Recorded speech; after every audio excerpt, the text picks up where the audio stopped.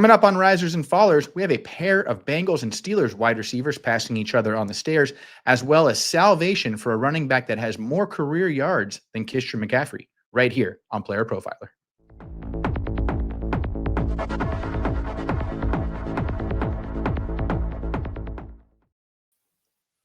All right, we got the fancy new intro going on there. That one even caught me off guard a little bit. Look at the production quality and the effort and care we're putting into bringing you guys these shows every single week. As always, my main man, Evan, is here. Evan, how we doing, bud? Doing great. Yeah, that was a pretty cool intro. Didn't see that one coming. Excited to talk some risers and fallers today. And there's a bunch of others that are at the center of the news that we're not going to talk about, like RJ Harvey or AJ Brown or Bucky Irving. Maybe we should have put some of those in here. These guys aren't quite as newsworthy, but still worth talking about for sure. Yeah, I mean, we could definitely do maybe a quick hitter. I mean, what would be your takes on those guys? Obviously, Bucky spotted at practice today, taking some light reps, but still not expected to play this week, potentially next week as well. RJ Harvey gets the news with J.K. Dobbins' potential IR looming. How do you feel about either one of those guys? Yeah, I think Bucky, everything's looking positive because it's just a shoulder injury. It sounds like everything lower body is good to go. So I'm not super worried about that one. He's also got a solid schedule down the stretch as well. So yeah, he could be an absolute hammer for us down the stretch. RJ Harvey, we don't know anything about J.K. Dobbins. He got injured 6 days ago, and all we've heard is that he, quote, might be put on IR. We don't know what the injury is other than it's foot or ankle, something like that.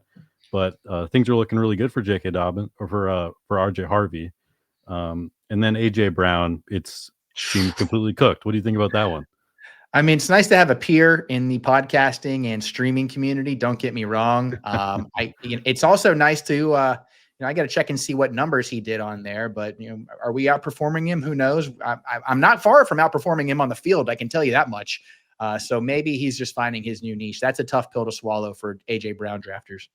Yeah, really tough. And if you didn't see it, he basically told everyone that has him in fantasy to get rid of him.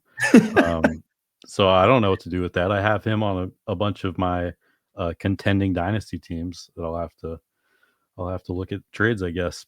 We have got this week in particular, right before we get to our risers and fallers, folks, we promise you it's coming. We've got AJ Brown sitting at wide receiver 18. He's playing Detroit, high implied point total, 25 points projected for the Eagles there. But I'm just going to ask you right now, straight up for the rest of the season, would you take AJ Brown over Stephon Diggs? Would you take him over Zay Flowers? Would you take him over Jameson Williams? This is brutal, man. This is such a hard one. Right now, I think everything we've seen is that AJ Brown doesn't really want to be there. Yeah. So I guess we have to move him down below those guys, sadly.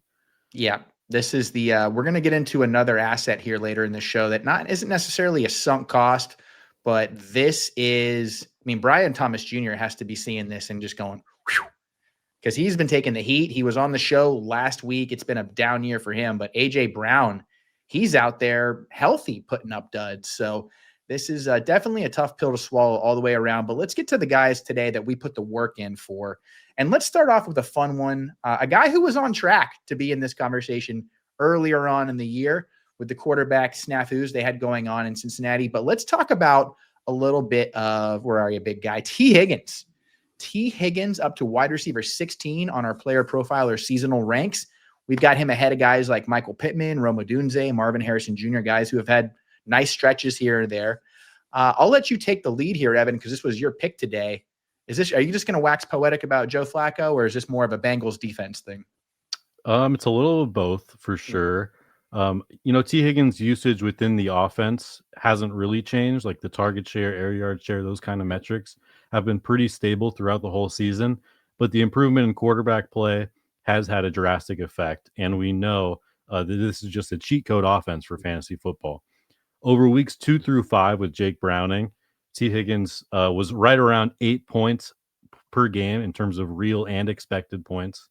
And he had a 52% catchable pass rate. which is up to 69% with Joe Flacco. The offense went from 32nd in EPA per play with Browning to second in EPA per play with Joe Flacco. They have a great schedule remaining with Burrow set to return in a few weeks, which was a huge shocker for me. Uh, like we mentioned, the defense really just elevates this offense in terms of fantasy football. Yep. They are also first in wide receiver usage over the last month by a giant margin. And all of those factors have led to T. Higgins rising from around wide receiver like 35 closer to wide receiver 15 in the seasonal rankings. Yep. And if you were drafting him, obviously you were hoping to get that wide receiver 6 in points per game action that you got last year. You have to be happy with what you've gotten salvaged with how Flacco has played.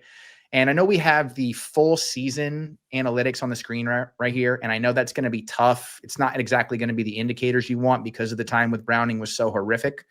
But just to put things in perspective, Higgins is averaging more points with Flacco right now than he was with Burrow last year. And when you watch these games, it really does feel like, the first read targets are an interesting stat on here. Chase is second in the league, and obviously he should be. But when Chase isn't there, if he's double covered, hell, maybe even triple covered in some of these games, Flacco does not care what the coverage is on Higgins' side. He doesn't care if he's got his man beat. He doesn't care if he's 15 yards open. He is throwing it just in the general vicinity. 5 first read targets per game for Higgins is pretty encouraging. And that goes to the wide receiver usage you talked about, right? Like they are just hammering these guys. And he's hammering them so hard that Joe Burrow is probably rushing back from injury just so people don't consider him a system quarterback. And you know what? I don't really blame the guy. Yeah. It might be interesting that Joe Burrow could potentially be a negative for these receivers just because Joe Flacco has been so awesome for them. Yeah. At the end of the day, I think it's a good thing that Joe Burrow is coming back, but Yeah. you never know just because of how good Flacco has been. A couple more stats for you. Like you see on the screen there, T. Higgins has scored 11 or more fantasy points in every game with Joe Flacco, and his expected fantasy points per game has risen from 7.5 with Browning to 12.3 with Flacco. Wonderful. It's nice to have these guys back. Schedule gods are in his favor. We talked about that with Chase Brown last week. It's even better if you're trying to talk about the pure passing game here. He's got New England, Baltimore twice, Buffalo, Miami, and Arizona to round out the rest of the fantasy season. I mean, those are shootouts, or they are bad defenses. So he is going to be able to take much advantage of that. This week in particular, I think we have a nice ranking for him. Wide receiver 12 this week going up against the Steelers. You're going to see a lot of Steelers on this show. Just nice to have T. Higgins in our life. Yeah, that Steelers-Bengals game is going to be crazy. That's, 40-39. Although we say that, and then, it turns into a Mike Tomlin 12-11 game. Yeah, there definitely is going to be some AFC North juju devil magic going on here for sure, especially the way Aaron Rodgers is looking out on the field. But let's get to our next one here. Alvin Kamara. Now, Evan, I don't know if this is nostalgia talking or maybe because this could be the last time Alvin Kamara is ever a riser on any show for the rest of his career. He's 30 years old right now. He's up to RB 35 in our seasonal ranks, which I think considering the usage over the last month is fair. There's a little bit of hedging going on there. He's just ahead of guys like J.K. Dobbins, Tyler Algier, Tajay Spears. But the way this home stretch is shaping up, it's very reminiscent to me of last year. In 2024, he had a brutal October where the rushing usage was very similar, very akin to what we've seen over the last 6 weeks. And then when the team sobered up in November, which some people do that, they do a sober November, we saw with this last week, right? 25 touches, 22 of which came on the ground. He had that reliable RB15 finish down the stretch last year, which made him a fixture of lineups, a nice RB2, overqualified flex play, if you will. And then you look at the factors that could go into this year's success determining that, right?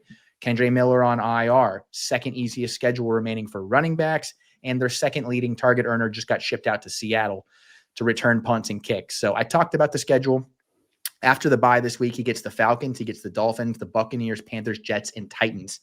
3 of those 6 rank in the bottom 4 against the run, and the other 2 get eviscerated by RBs in the passing game. That's how I'm feeling this week. Are you with me on Alvin Kamara, or are you going to sober me up a little bit? There's certainly a case to be made. Mm, He got a ton of volume this past week. The schedule mhm. is awesome. However, we haven't seen the receiving production this year, which is Yeah. super concerning. Even his last 4 games, he Mm, has not cracked more than 3 targets. Not what we want to see. When I was drafting this guy a lot in the offseason, it was mm. because of the quote unquote floor of 16% target share that he'd Yeah. never gone below. And then this year he's quite a bit below that Yep. at 11%. So that really hurts. I'd say that there is a case to be made, but I just don't see a ton of upside. Yeah. He could be like a solid flex play in deeper leagues down the stretch, Mm. but in most of our leagues we want to be swinging for the fences, and especially if we're trying to win championships, I think Alvin Kamara in your lineup, that's a Mm. little gross. Yeah, there's different kinds of ways that these guys can be risers, right? You have T. Higgins, who went from maybe a borderline flex play, almost unplayable, to a fixture and maybe even an anchor of your lineup.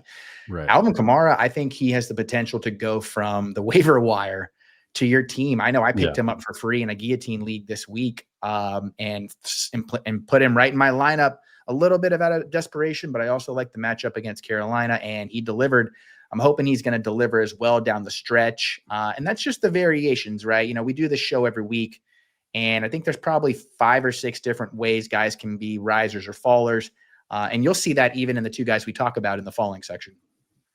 Yeah, and it also, comes down to Tyler Shuck. He played really well Yep. last week against Carolina. If Mm. he can maintain that play against, like we mentioned, a very easy schedule, Mhm. then New Orleans could be leading in more games, which leads to, Yep. good or higher opportunities for Alvin Kamara. So, Absolutely. Yep. there is certainly a case to be made. He's been very inefficient this year. I don't necessarily think he's very good, but if the offense can, the schedule is so good that if the offense can just be a little bit better than it has been, Mm. then Kamara can be in our lineups, even though it is a Mm. little gross, like I mentioned. Hopefully we get a little clarity on that too, because they do have a bye week this week. So we'd love to see that offense kind of huddle up and say, what where are we lacking? What areas can we improve on? And this one is about as shiny of a toy as you can get, because Olave is exploding. Juwan Johnson has been a very consistent, especially in these last little bit here. Let's bring Kamara in here and let's get that triple threat back. We know Kellen Moore likes to consolidate his targets. Let's get Kamara involved in that as well. So yeah, that'll do it for our risers. We're going to take a quick break here, and we come back. We've got an early first round pick and a guy who may never be one again right after the break. Hey, I want to thank you for being part of this broadcast. If you have any thoughts on it, leave a comment. If you enjoyed it, make sure you leave a like. And if you want to see more shows on the Player Profiler channel, subscribe. Let me ask you a question. If you had one player to pick, one player that's going to go off, go nuclear this week, who would it be? And on Better Picks, that's all you need to do. They have a free player waiting for you in the app. You just log in and you see, okay, who is the free mystery box player that I get to ride this week? So download the Better app. Use promo code PlayerProfiler and watch your lineups cash. Maybe. Anyway, it's easy. It's free. And speaking of free, Better also gives you $10 of promotional funds, no deposits required, and Better has the highest multipliers in the game, 10,000x. It's crazy to even say it. It's wild. They let you win up to 1,000x on any 2 picks with their mystery multiplier. This big bang for your buck. It's simple. It's easy for beginners. So click the link in the description of this show. Better Picks. Sports just got better with code PlayerProfiler. All right, Evan, sports just got better, but for these next 2 players, not looking to be the case here. And our first one is an absolute doozy, but I could not agree more. Or I could say I could not agree more. It is one that I think I just have to get it off my chest, right? A little bit cathartic. And that's going to be Justin Jefferson. Really, really tough pill to swallow, especially when you look at all of the usage statistics where are still exactly where you thought they were going to be when you drafted him. He's down to wide receiver 14 on our seasonal ranks. He's behind guys like Ladd McConkey, Nico Collins, Devonta Smith. Every single Viking game seems to be pain and suffering, whether they win or they lose. This last one was especially bad because of the garbage time potential that they were going to have. And he's going to get dragged for things that he probably shouldn't, right? Like there was that deep interception that he made a business decision on that he did not try to tackle the DB. I have no problem with that when, as you can see in the corner there, our signature stat, you're 73rd in catchable targets. This is somebody who has been used, but they have not had the quarterbacks to use him. Where are you on your Justin Jefferson stats? He's fine. He's solid. He's pretty good. You know, you can put him in your lineup every week, but he is certainly not the asset we drafted him to be. Yeah. He has been between 11 and 20 fantasy points in all but 2 games. He's been below 11 once, and he's been above 19 only once. So you know every week what you're getting, but it's not going to crush like the other receivers around that area, or even later than him that you could have drafted. Sure. And that's kind of the theme of today, right? Like the different kinds of risers and fallers you can be. And I will preface all this by saying, you know, you put a top 6 in the faller zone. This is not somebody you're going to move to your flex, probably not your bench, definitely not your bench. And you're certainly not going to trade him unless the package is there, because I do really like his schedule coming down at the very end here. It just changes the power of your lineup in a way that someone like I think Derrick Henry is doing right now, right? So going into this week, Jefferson has the same projection on apps like Sleeper and ESPN as Jamar Chase and Drake London. Evan, would you consider those offsetting players if you were looking at them in a lineup? Yeah, that's ridiculous. It's brutal. I view him a little closer right now to like George Pickens or maybe even like souped up Zay Flowers. And that just tilts how you can fill up the rest of your starters, right? You don't have those 6 to 8 points to play around with like you did last year before, all that. There is good news. He's played 4 games with JJ McCarthy. He scored in 2 of them. Bad news is he hasn't topped 47 yards in 3 of them. So there's just some, and this is the easiest one to point to, right? It really is just quarterback play, nothing else. Not terribly surprising given the rawness of McCarthy, the lack of experience, all that jazz. But we're getting down to the wire here with the fantasy football playoffs looming. Not sure where Jefferson owners sit in regards to their standings, but you just really hope that there can be some salvation here. Yeah. It definitely all comes down to the quarterback. Some redeeming qualities. He is 5th in total targets, 5th in total air yards. He's 1st in deep targets and 8th in red zone targets, but somehow only has 2 touchdowns. That's probably not totally sustainable. Yeah. But like you mentioned, the quarterback play just abysmal, 73rd in catchable target rate. Yep. And that will keep them out of the end zone a lot as well. I do think it kind of speaks volumes to just how good Jefferson and KOC are, that Jefferson can maintain solid production despite what has honestly been like kind of horrific quarterback play for like 80% of the JJ McCarthy experience. There's been 20% that's been pretty good and exciting. Yeah. But the 80% has been like actually horrific. It has been very, very bad. And that quarterback play is making what he had before look even worse. The Wentz Jefferson stuff was almost akin to, Jake Browning and what we led off the show with T. Higgins, right? So where you can't even really use a lot of these metrics as indicators because of how bottom of the barrel he was playing with. And this is somebody who's used to playing with bad quarterback play. He's done his starts with Dobbs. He's done his starts with Mullins. He's played with banged up Kirk Cousins. This is somebody who's been able to deliver these top 10, top 7 finishes time and time again. And they are really pushing the limits with that this year. And you can see it in his body language. Yeah. And, this actually makes me think a lot about A.J. Brown because clearly the Vikings have more problems with their passing game and the Eagles have problems with their passing game. The Eagles have a perfectly fine passing game. They just don't like to use it. Yeah. Justin Jefferson is still scoring a lot of fantasy points, even though he's been very disappointing. Yeah. Meanwhile, AJ Brown he can't get anything. Despite playing with a good quarterback, there's no issues there. The Eagles' running game, it's not like it's very good. Sure. So yeah, for some reason that just took me back to AJ Brown. 2 stud receivers that are struggling, but struggling in different ways and struggling to different degrees.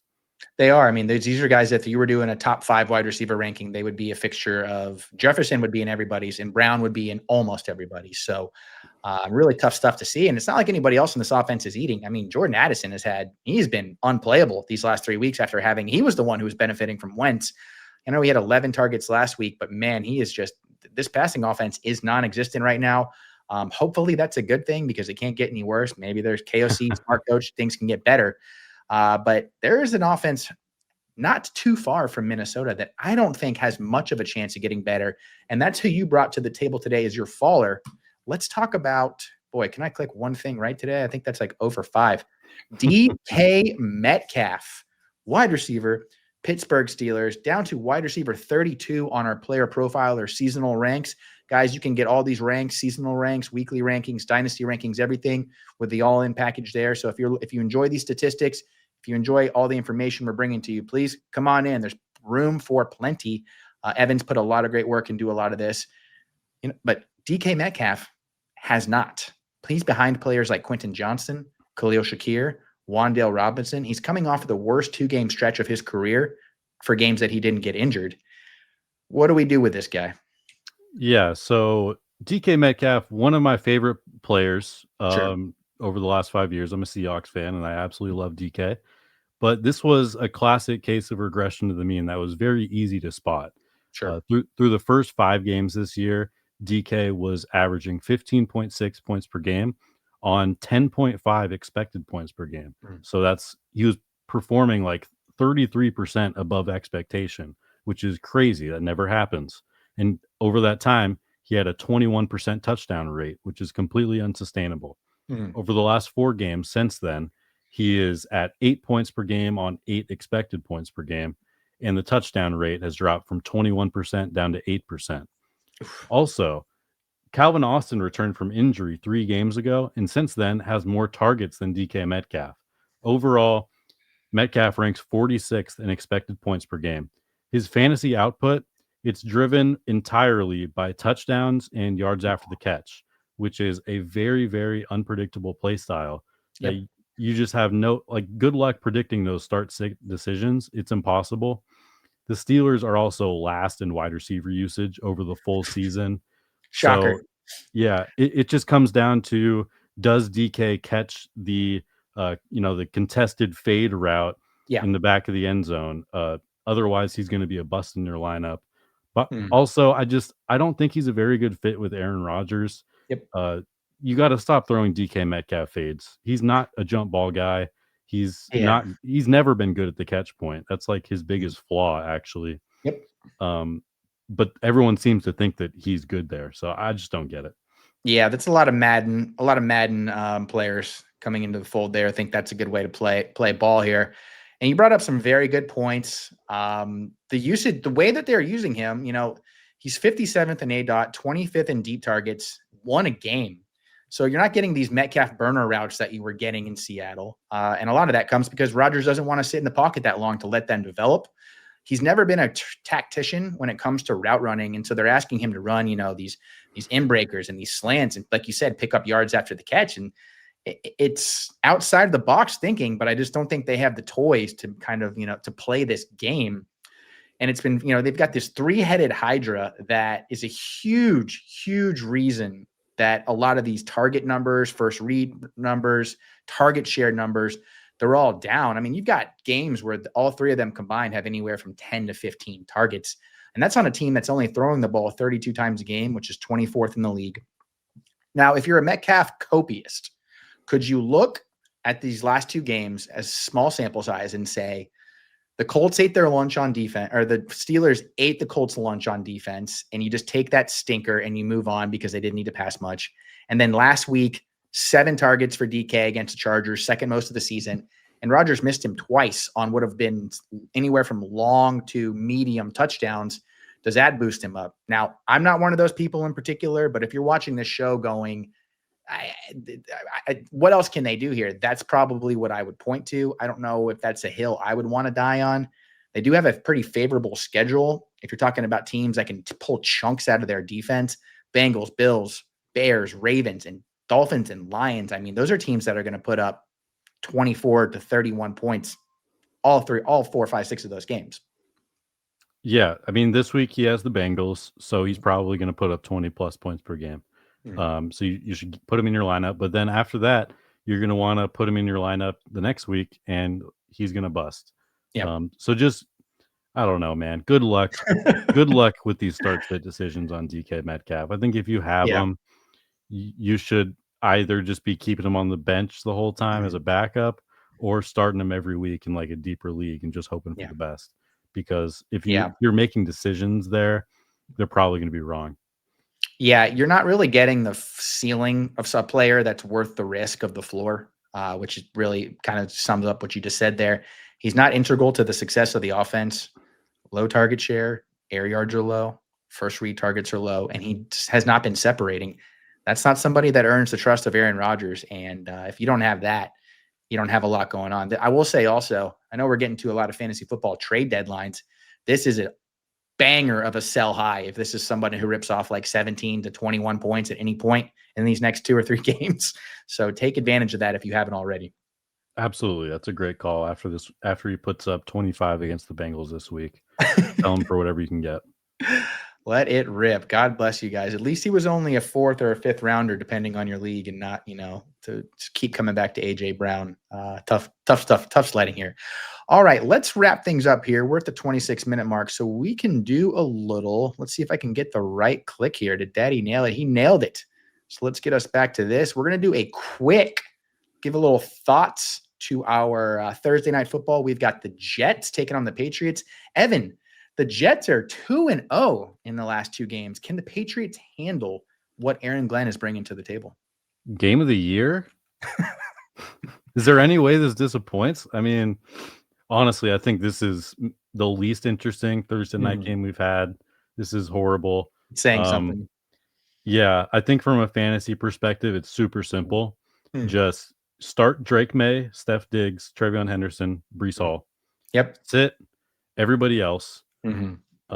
My prediction was Patriots 37, Jets 9. Can I get that one more time to make sure my ears were hearing it correctly? 37-9 Patriots. 37-9. That's such. Is that a scoregami? I would love to know if that ends up being one. Great call. Patriots 7-game win streak. Jets clinging to life against the Browns. Patriots have won 13 of their 14 last home games against the Jets. You guys can see all the spread information down there on the bottom right. And I agree with everything you're saying from a fantasy and narrative standpoint. Drake May, absolutely on fire. Is there some Justin Fields garbage time rushing cleanup in here? If he was able to do a little bit of that against the Browns, I don't see why he couldn't do it against the Patriots, who I continue to think actually have a better defense than they do. I think they're playing greater than the sum of their parts, but they're only 12th in success rate and EPA per play. They're also 12th. So they're just edging on being a good defense that is holding steady. Buccaneers were able to move the ball on them pretty easily, despite only having Emeka Egbuka as a mainstay. Would you at all consider, if there is garbage time in this game, because the Jets are finally playing an offense that can pour it on them in a way that would create garbage time, would you consider Mason Taylor in this game? Yeah, I thought about him. Obviously, with Garrett Wilson out, that opens up a huge percentage of the pie. And Mason Taylor has already been eating a pretty big portion of that offense. So I don't mind it, but at the same time, then you have to rely on Justin Fields throwing the football. I personally would not do that just for like the quality of my well-being. Over the last 4 games that Justin Fields has played, he has 45 passing yards, 46 passing yards. Then he played the Bengals. And then he had 54 passing yards. The Jets are the only team in the league to have more yards per rush than yards per pass. 5.0 yards per rush, 4.6 yards per pass. That is staggering. But you watch these games and talk about passing the eye test. That's the most believable statistic I think we've said on this show so far this year. Yeah. I was looking at some run blocking metrics today. And interestingly enough, the Jets are like the best in the league at that. So I guess they really should just lean into that even Mhm. more. Maybe just don't even try to throw the ball. That could work maybe.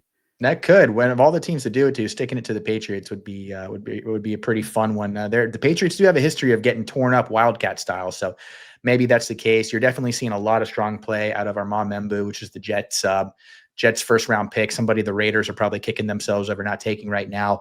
And just to get you guys out of here, we have got relevant players in this game. Brees Hall, where is good old Brees Hall here? No, sorry. Let's start with Stephon Diggs. Stephon Diggs is our wide receiver 16 on the week, 14.5 projected points. Drake Mays, our quarterback 1 on the week. I love seeing that, 23.8 points. That is basically as far as Patriots loves go. The Henderson one is an interesting one, just considering the way that the breakout came.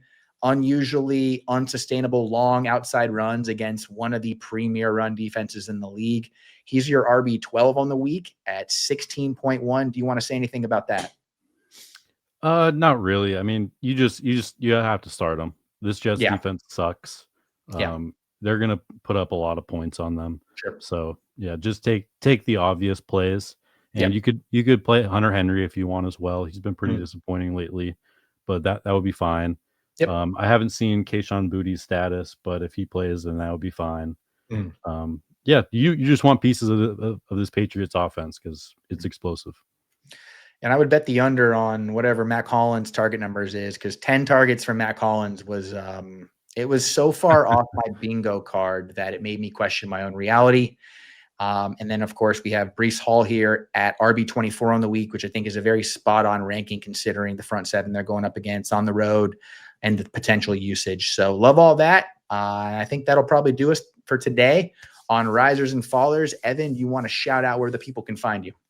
At Evan Ringler FF on Twitter. And besides that, playerprofiler.com for metrics, rankings, etc. And right here on this YouTube channel as well. Absolutely. As always, I'm Chuck Bass. I'll see you guys Sunday morning at 8 a.m. East Coast time for the start sits. Otherwise, good luck this week. Cheers.